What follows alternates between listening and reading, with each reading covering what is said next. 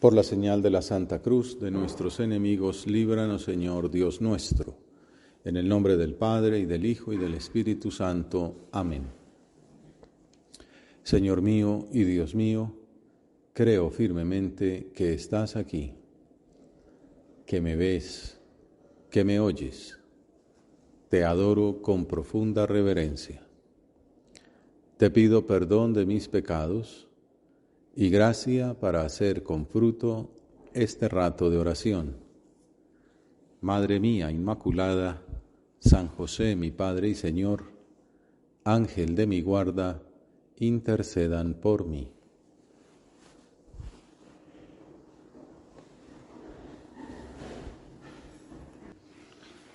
Los evangelios sinópticos describen el paulatino distanciamiento de las autoridades religiosas y Jesús. Son el contexto en el que se pronuncia el discurso acerca de las tradiciones de los antiguos. San Marcos expone cómo es el inicio de la discusión. Se reunieron junto a él los fariseos y algunos escribas venidos de Jerusalén, dos grupos diferentes, pero que se unen para oponerse al Señor.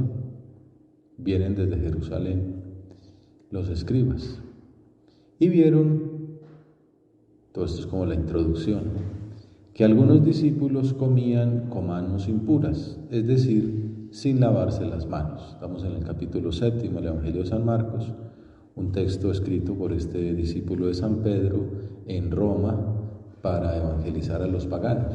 Entonces él explica a los que no conocen la fe y qué es lo que pasaba, qué tenía de especial esto en el mundo hebreo.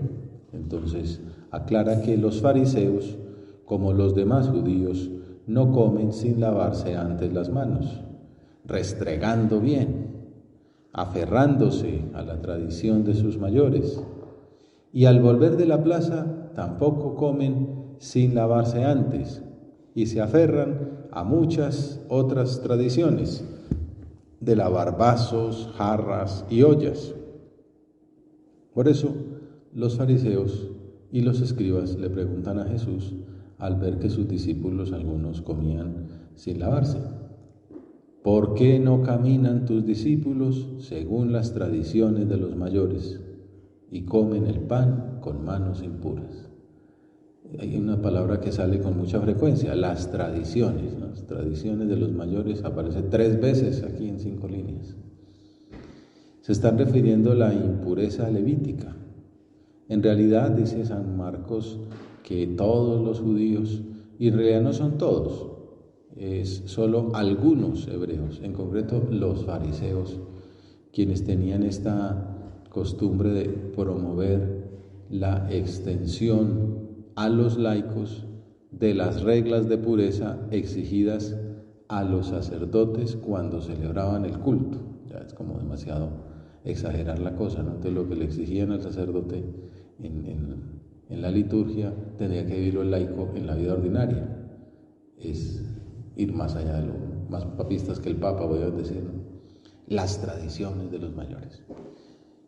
El maestro responde citando al profeta para aclarar que una cosa son los mandamientos divinos y otras, distinta, las tradiciones humanas.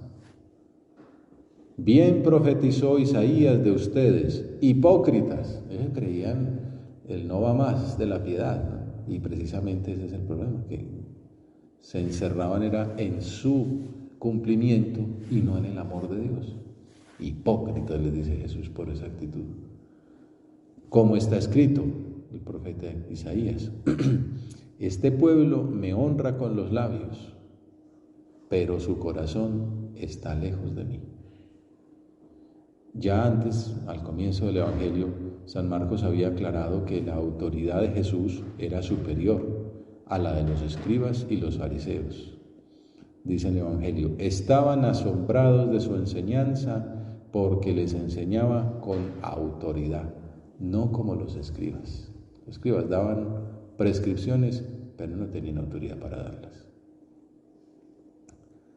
De esta manera el Señor responde a la cuestión central, que no es en realidad el tema de la pureza ritual, de lavarse las manos, sino la obligatoriedad de las tradiciones de los mayores. Es obligatorio vivir todas esas cosas, todas esas arandelas que le han colgado los mandamientos a lo largo de los siglos las autoridades religiosas. La respuesta que da a sus contradictores, dicen escritores, que con apariencia religiosa terminaron en contradicción con la palabra de Dios. Jesucristo rechaza la piedad formal, legalista.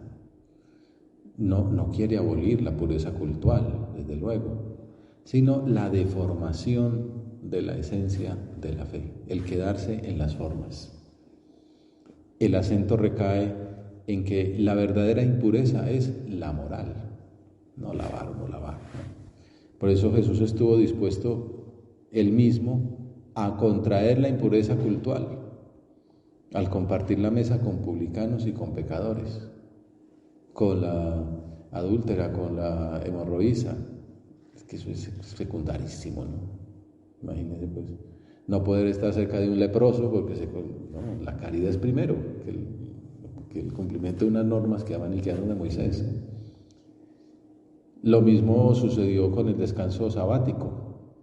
El maestro curó ese día y le montaron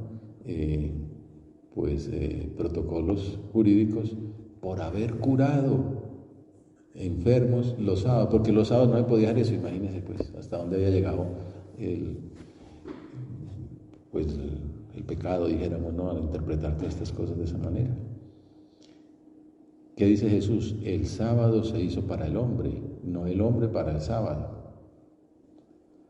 Su pensamiento acerca de la rígida piedad de los fariseos queda expuesto con la parábola del fariseo y el publicano. El fariseo que se sienta en primera fila, dice: te doy gracias por lo bueno que soy, porque cumplo mandamientos que dan a gusto, pago impuestos de lo que no está mandado. Y el de atrás, el publicano, que es el pecador público, dice: perdóname, Señor. Y Jesús dice: el de atrás bajó justificado, el de adelante no. Lo importante no es cumplir rigideces jurídicas, sino tener un corazón limpio, puro, contrito, humilde, reconocedor de la grandeza de Dios. Esta doctrina quedaría resumida en el Sermón del Monte. Las bienaventuranzas. Bienaventurados los limpios de corazón, porque ellos verán a Dios. No bienaventurados los que cumplen preceptos, sino los limpios de corazón. Bueno, después de todas estas discusiones públicas con los fariseos, la ampliación de la enseñanza a la multitud, a solas con los discípulos, Jesús ahonda en su enseñanza sobre la verdadera pureza. Pues, como dice un exégeta, no se trata de un simple problema de higiene o de urbanidad, sino de una cuestión religiosa de la más alta significación para la piedad de los fariseos. Ya lo he mencionado, pero hay que aclarar que los preceptos sobre purificaciones no procedían de Moisés, sino de los escribas. Por eso se llama la tradición de los mayores, que tanto los escribas como los fariseos consideraban tan sagrada y obligatoria como la misma ley de Moisés. Pues en las arandelas que le han ido colgando, y no, eso no lo dijo Moisés. Este caso era uno más de los que caracterizaban a los fariseos, como dijimos al comienzo, ¿no? Obligar a los laicos a hacer cosas que en ninguna parte estaba escrito en la ley de Moisés. Al preguntar por qué los discípulos no vivían esas purificaciones, la religión ritualista pide cuentas a la espiritualista, dice Hock. Y la respuesta de Jesús es trascendental. De hecho, no se vuelve a hablar de purificaciones en el texto, pero no era la purificación. Por eso el maestro responde citando la predicación de Isaías sobre la religión formalista, una profecía indirecta de la piedad farisaica. Este pueblo me honra con los labios, pero su corazón está lejos de mí. Y entonces Jesús les hace notar que no rechaza la pureza, sino la tradición farisaica sobre la alianza. Señala cómo terminaron sustituyendo la ley de Dios por leyes de los hombres. Y cuando explica cómo permitían que una persona no les ayudara a sus papás, o sea, que no cumpliera el cuarto mandamiento, si ofrecía ese dinero para el culto, o sea, para ellos. Entonces terminan desvirtuando la ley de Dios en beneficio propio, es decir, hipócritas. El Señor aprovecha la ocasión para aclararle a la multitud en qué consiste la pureza de corazón. Lo que hace impuro al hombre es lo que sale de su interior.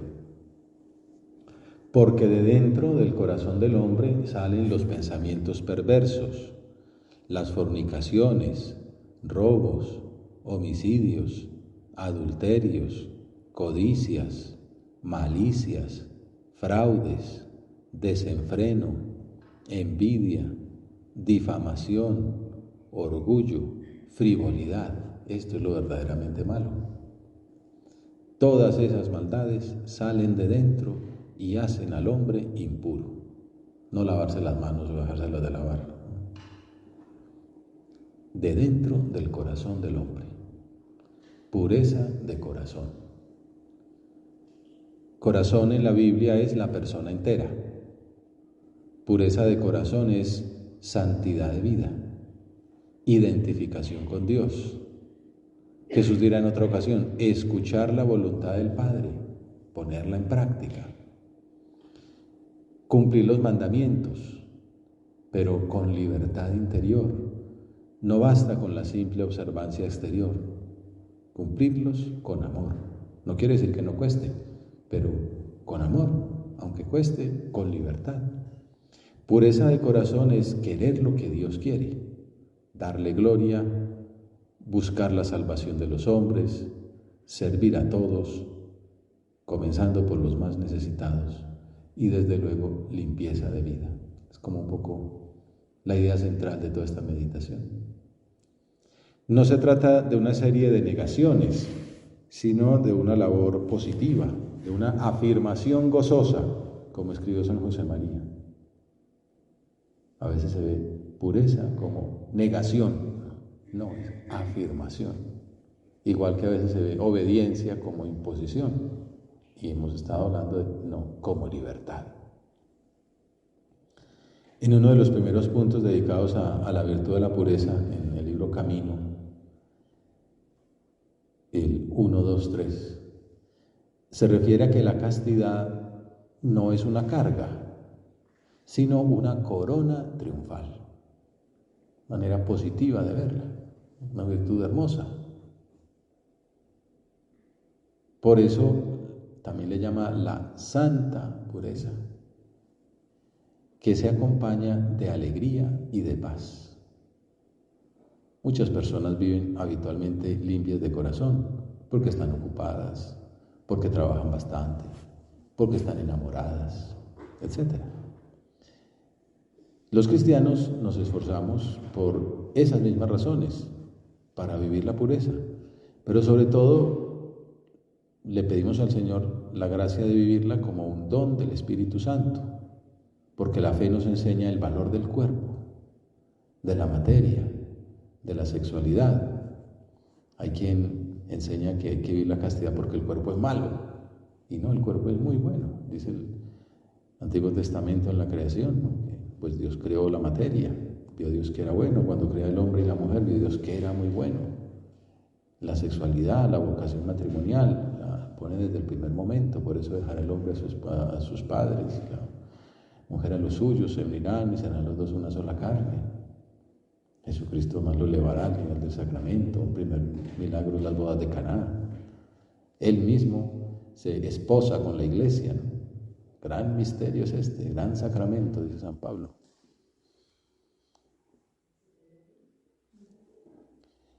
El creyente se sabe creado por Dios, sabe que no tenemos un cuerpo, sino que somos cuerpo y alma. Hay una escritora católica muy buena, Flannery O'Connor, decía que esta doctrina es la más absolutamente espiritual de todas las posiciones de la Iglesia, y que la raíz de estas enseñanzas, escribió, radica tal vez en la resurrección del cuerpo. Todo lo que San José María llama el materialismo cristiano. La valoración positiva del cuerpo, porque el cuerpo Jesucristo lo asumió, Dios se hizo cuerpo y además ese cuerpo resucitó. Dice Flannery, es una doctrina espiritual y va más allá de nuestro entendimiento. También explicaba que no se pueden pensar sobre este tema en términos de conveniencia, sino a la luz de la naturaleza humana bajo Dios. La naturaleza humana bajo Dios, o sea que Dios es verdadero, Cristo es verdadero Dios y verdadero hombre. Se trata de vivir como Cristo. También así se entiende el celibato, por ejemplo. Bueno, en el discurso de la despedida del Señor, en la última cena, Jesús dijo, si alguno me ama, guardará mi palabra, y mi Padre le amará, y vendremos a él, y haremos morada en él. El cuerpo también como morada divina, qué maravilla. Guardar la palabra de Dios es una muestra de que le amamos. Cuando alaban a la Virgen por haber sido la madre de Jesús, ¿no? Bienaventurado el vientre que te llevó y los pechos que te amamantaron. Jesús no corrige en el sentido de que eso está mal, sino mejor. Bienaventurados los que escuchan la palabra de Dios y la ponen en práctica. O sea, está muy bien que haya sido mi madre, biológicamente, pero la maravilla de ella no es eso, es un privilegio que el Señor le dio, sino que escuchó la palabra de Dios y la puso en práctica, su santidad. Que guardó la palabra del Señor. Y el amor de Dios se manifiesta, entre otras expresiones, en la virtud de la santa pureza. La caridad y la pureza van de la mano. La castidad no se explica desde sí misma, sino desde el amor. Escribió San José María, qué hermosa es la santa pureza. Pero no es santa ni agradable a Dios si la separamos de la caridad, sino es una negación, es un ejercicio del amor. La caridad es la semilla que crecerá y dará frutos sabrosísimos con el riego, que es la pureza. La caridad es la semilla, la pureza es el riego. Sin caridad, la pureza es infecunda. Y sus aguas estériles convierten las almas en un lodazal, en una charca inmunda, de donde salen varadas de soberbia. Me viene a la mente otro ejemplo que aparece en Camino, como la tradición literaria de unas monjas en Francia, decían que eran castas como ángeles y soberbias como demonios. Es una broma, pues qué guay, pero sí cabe, ¿no? La castidad por sí misma, ¿no? O por una virtud más, ¿no? La castidad por amor a Dios. Dios siembra en nuestra alma con el bautismo la semilla de las virtudes teologales, la fe, la esperanza y la mejor de todas, el amor. Porque, como dice San Pablo, es el que queda después de que se pase este valle de lágrimas. En el cielo ya no hace falta esperanza porque ya uno lo ve, no hace falta fe porque está ahí, pero el amor permanece.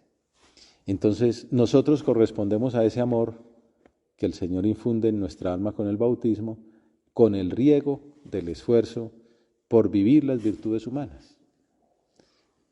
Todas, ¿no? También hay veces que se pone demasiado énfasis en esta. Y esta es una de tantas, ¿no? Entre ellas la santa pureza. Así percibimos el sentido positivo de esta virtud, que ya decíamos, no es una suma de negaciones, ¿no? No comer, no tocar, no mirar, no oír, no ver, no, sino la ocasión de recomponer el equilibrio perdido por el pecado original. Hay una palabra muy bonita que se usa cuando se habla de pureza, señorío.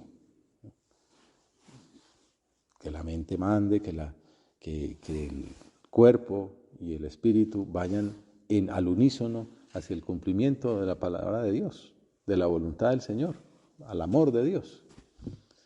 saber amar con el cuerpo. Hay por ahí un libro que se llama así, hablando de estas cosas, ¿no? Con el cuerpo, que el cuerpo le dé gloria a Dios. Todas las potencias, todos los sentidos. Pero no porque no hace cosas, no porque se niega, sobre todo porque hace, ¿no? Porque se ofrece, porque se da. También evitando lo que sea malo. Como escribió San Agustín en las Confesiones, si el pecado original rompió la armonía de nuestras facultades, la continencia nos recompone, nos vuelve a llevar a esa unidad que perdimos. Pureza y caridad, decíamos. Caridad de corazón, pureza de corazón. Se trata de esforzarse cada día, te lo pedimos, Señor, ese regalo, para que tu amor, el amor de Dios, crezca cada día un poco más, quemando cosas nuevas. Siempre pasa en el amor, ¿verdad? Siempre hay que renovarlo, buscando en la oración y en el examen los aspectos para purificar, las metas para alcanzar. ¿Qué quieres que te dé hoy, Señor? Como aconseja el santo de Hipona, ¿quieres ver a Dios? Escúchalo. Bienaventurados los limpios de corazón, porque ellos verán a Dios. En primer lugar, piensa en la pureza de tu corazón. Lo que veas en él que desagrada a Dios, quítalo. San José María decía alguna oración, veremos qué cosas hay que quemar y las quemaremos. Qué cosas hay que entregar y las entregaremos. Veremos en la oración, veremos en el diálogo con el Señor. Bienaventurados los limpios de corazón. Monseñor Javier Echevarría, segundo sucesor de San José María al frente del Opus Dei, escribió que esta bienaventuranza consiste en elevar el corazón y que va mucho más allá de la simple decencia. Escribió, la limpieza de corazón se relaciona con la aspiración a mantenerlo abierto a los amores que exalzan. A veces uno piensa que pureza de corazón es no amar. No, pureza de corazón es amar mucho, amar lo mejor, lo excelso. Pues a Dios mismo, al amor con mayúscula. Y por Él a todas las criaturas, por Él cabe el amor, pues sí, a todos, hasta los que no conocemos. Porque queremos la salvación de todas las almas. Nos enteramos de una muerte y encomiendo a esa persona, no sé ni quién es, pero porque es mi hermano y porque lo amo y porque está ya en la presencia de Dios, Señor, si está en el purgatorio, sálvalo. No sé ni cómo se llama, el de la noticia de anoche. Bueno, pues Señor, te pido por esa alma. Es el amor universal, ¿no? Abierto a los amores que ensalzan. El amor nada más y nada menos que de Dios, de los santos y de todas las criaturas, santamente. Exige la lucha por evitar que el mundo interior se enfangue con pensamientos que traicionen la verdadera dignidad y hagan imposible una auténtica comunicación con los demás y radicalmente con Dios. Obviamente la virtud está insistido mucho en lo positivo, pero incluye, desde luego, pues continencia, lo que no va, ¿no? Abstenerse de lo que no va para ejercer lo que va. Pero lo más importante es lo positivo, pero también incluye esa parte de evitar lo que no funciona. La pureza de corazón no se reduce pues a la castidad, aunque ciertamente la incluye. Cristo nos enseña a custodiar una limpieza de alma y de cuerpo, cada uno en su estado, que posibilite el verdadero gozo de ver a Dios. Bienaventurados los limpios de corazón, porque ellos verán a Dios. Mira qué premio, ¿no? Bueno, de hecho, la virtud de la castidad, o la santa pureza, es ver a Dios. En sí misma ya está el premio. Es decir, que mantenga activa e íntegra la capacidad de levantar la mirada hacia lo alto, hasta contemplar en todas las cosas el reflejo y la imagen del Creador. Uno ve un reflejo en un lago, una luz hermosa, pero eso no es más que un reflejo. Hay que mirar a la luna, bellísima allá arriba. Y cuando has mirado la luna, puedes volver a mirar y decir, qué bello es este reflejo, pero quiero estar con ese Dios que es la luz original. San José María tiene una homilía que se llama así, porque verán a Dios. A veces es difícil hasta leerlo, ¿por qué verán a Dios? No. es porque verán a Dios, que es el premio de la bienaventuranza, la limpieza de corazón. Entonces, una homilía sobre esto. Y resume los medios concretos para vencer en la lucha por esta virtud. Hemos de ser lo más limpios que podamos, con respeto al cuerpo, sin miedo, porque el sexo es algo santo y noble, participación en el poder creador de Dios, hecho para el matrimonio. Y así, limpios y sin miedo, con vuestra conducta daréis el testimonio de la posibilidad y de la hermosura de la santa pureza. Por eso, matrimonio, camino de santidad. Cuidad esmeradamente la castidad y también aquellas otras virtudes que forman su cortejo, la modestia, el pudor, que resultan como su salvaguarda. No paséis con ligereza por encima de esas normas que son tan eficaces para conservarse dignos de la mirada de Dios. Entonces aquí ya da pistas concretas. La custodia atenta de los sentidos y del corazón. No es no mirar, sino guardar la vista para mi amor. El olfato, el gusto, el tacto, ¿no? El ejercicio de que todos los sentidos estén puestos para amar más. La valentía de ser cobarde para huir de las ocasiones. Sabemos que somos débiles, ¿no?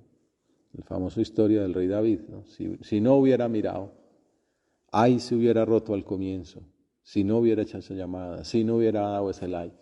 Huir, la valentía de ser cobarde para huir de las ocasiones.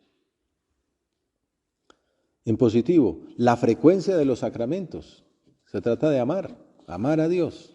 ¿Cómo ama uno a Dios? Con la oración, con la gracia, creciendo en la unión con los sacramentos, la reconciliación, la comunión. La comunión es un sacramento de amor, sacramento de fe y de amor. Amar a Dios en la Eucaristía.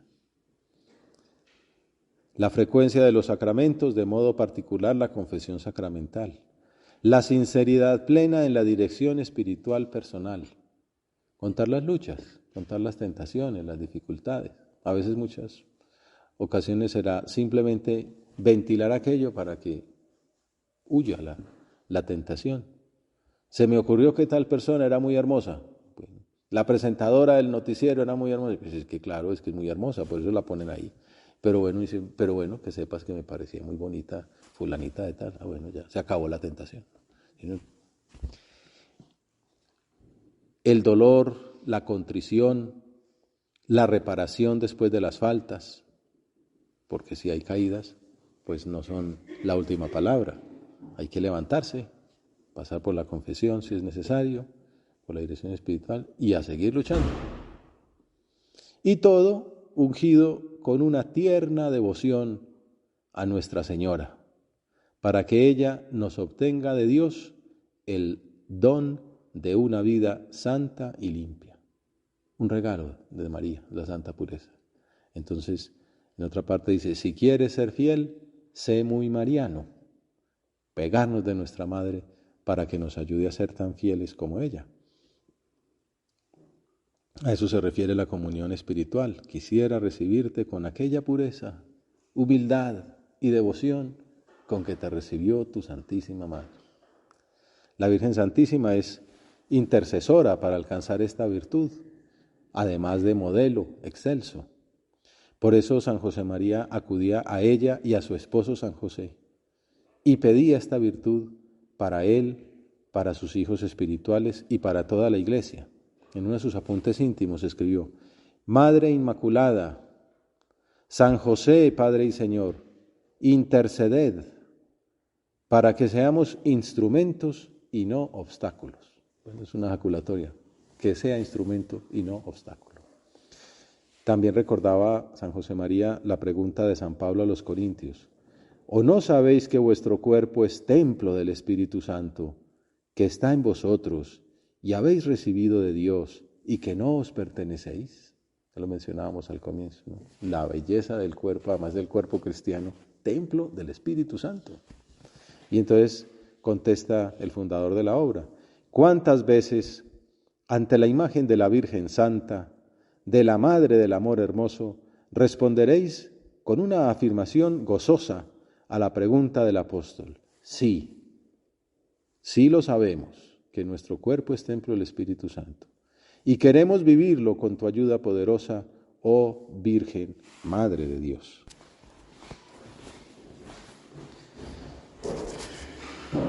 Te doy gracias, Dios mío, por los buenos propósitos, afectos e inspiraciones que me has comunicado en esta meditación. Te pido ayuda para ponerlos por obra.